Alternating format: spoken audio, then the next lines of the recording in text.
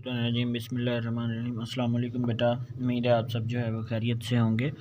तो आज first year का जो टॉपिक हम डिस्कस करने वाले हैं, रजिस्टर्स पढ़ रहे थे, उसकी फर्दर आगे डिस्कशन करते हैं। अगली type, briefly discuss different general purpose registers. ठीक है, जनरल पर्पज़ रजिस्टर्स कौन से होते हैं?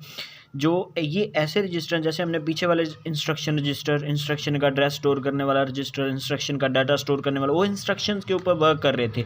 इसी तरह ये वाले जो रजिस्टर हैं, जनरल पर्पस रजिस्टर जो हैं, ये मैथमेटिकल और लॉजिकल ऑपरेशंस के ऊपर वर्क करते हैं। यानी मैथ के ऑपरेशन और लॉजिकल ऑपरेशन, जैसे greater than, less than, equal to, comparison, जिन्हें आप कंपेयर करने के लिए इस्तेमाल करते हैं, तो उन पे जो है जो वर्क करते हैं। और आप जानते हैं कि जो एक्चुअल एग्जीक्यूशन है वो ALU में होती है, जो CPU का पार्ट है आपके पास।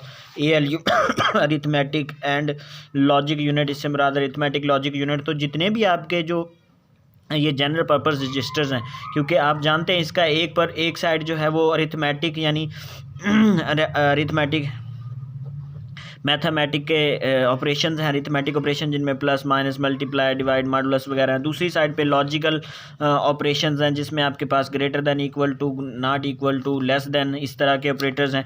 तो वो इसमें जब हम इस रजिस्टर जनरल पर्पस रजिस्टर की बात करते हैं, ये ALU के अंदर ही होता है। इसी के ये CPU का एक कंपोनेंट है ना, ALU, इसी के अंदर होता है, क्योंकि ये मैथ के रिलेटेड फंक्शंस परफॉर्म करता है। तो ये पार्ट होता है किसका? ये एक हिस्सा, ये ALU जो है, ये किसका पार्ट है बेटा? CPU का। और जो अब हम जनरल पर्पस रजिस्टर पढ़ रहे हैं, यानी GR जो पढ़ रहे हैं, जनरल पर्पस रजिस्टर जिसके ऊपर बात करें, ये किसका पार्ट है? ये पार्ट है ALU का, ALU का हिस्सा। क्योंकि अरिथमेटिक और लॉजिक जो इंस्ट्रक्शंस हैं वो इन्होंने परफॉर्म करनी है, तो ये दोनों उसका हिस्सा होते हैं। तो वो वहीं से क्या करते हैं, सारी इन इंस्ट्रक्शंस के ऊपर वर्क करते हैं। ठीक है, तो यही कहता है कि general purpose register are used in mathematical logical operations, mathematical logical operation में इस्तेमाल होते हैं। These register are the part of ALU, ये अरिथमेटिक लॉजिक यूनिट का पार्ट होते हैं।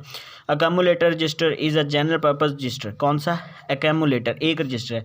There are 4 types of accumulator register, इसकी 4 टाइप्स हैं। ठीक है, जिसमें आपके पास EAX है, EBX है, ECX है, EDX है। ठीक है, ये एक्सटेंडेड अकम्युलेटर है रजिस्टर है, ये एक्सटेंडेड बेस है, ये एक्सटेंडेड अकाउंट है, और ये एक्सटेंडेड D से डाटा है आपका। इनको बाद में हम H और L में डिवाइड कर देते हैं, 2 लेवल्स में। यानी आपके पास AL बन जाएगा, AH बन जाएगा, यानी जो आपका अकम्युलेटर रजिस्टर है ना, ये वाला। ठीक है, इसको 2 हिस्सों में डिवाइड कर देंगे, यानी लोअर हिस्सा और क्या उसे कहते हैं, हायर हिस्सा। इस 2 हिस्सों में डिवाइड करेंगे विद द किस पे बेस करेगा? साइज़ के ऊपर, कि उसकी साइज़ क्या है, वो दोनों हिस्सों में क्या कर दिया जाएगा? तकसीम कर दिया जाएगा।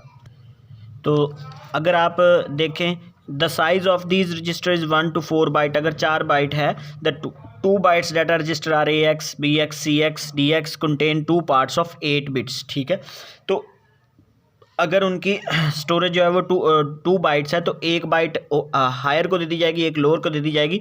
These parts are separately accessible. The lower order register is AL, extern आपके पास अकम्युलेटर लोअर, B से BL, C से काउंट और D से डाटा। ठीक है, तो हायर ऑर्डर रजिस्टर के साथ आप क्या कर देंगे? H कर देंगे। अगर आप इसी डायग्राम को अगर आप फोकस करें, तो ये आपको यही बता रहा है कि ये इनका, ये 2 बाइट के अगर आप टोटल साइज इतना है, तो वो क्या कर देगा? इनको आधा दरमियान में से आधा तकसीम कर देगा। ये आपके अकम्युलेटर एक्सटेंडेड, एक्स से मुराद है एक्सटेंडेड, इनको बोला जाता है एक्सटेंडेड रजिस्टर, जिनको आपने 2 हिस्सों में तकसीम कर दिया है। ठीक है, तो AH और AL, BH और BL, ये हायर हिस्सा। अब इसको हम अलग अलग इंडिविजुअली क्या कर सकते हैं, इनको हम जो है वो यूज़ कर सकते हैं, एक्सेस कर सकते हैं। तो इनके काम क्या होते हैं? Different general purpose registers are as follows. Accumulator register use to arithmetic and data operation, data के ऊपर अरिथमेटिक ऑपरेशन परफॉर्म करने के लिए इस्तेमाल होता है, जैसे प्लस माइनस मल्टीप्लाई डिवाइड है।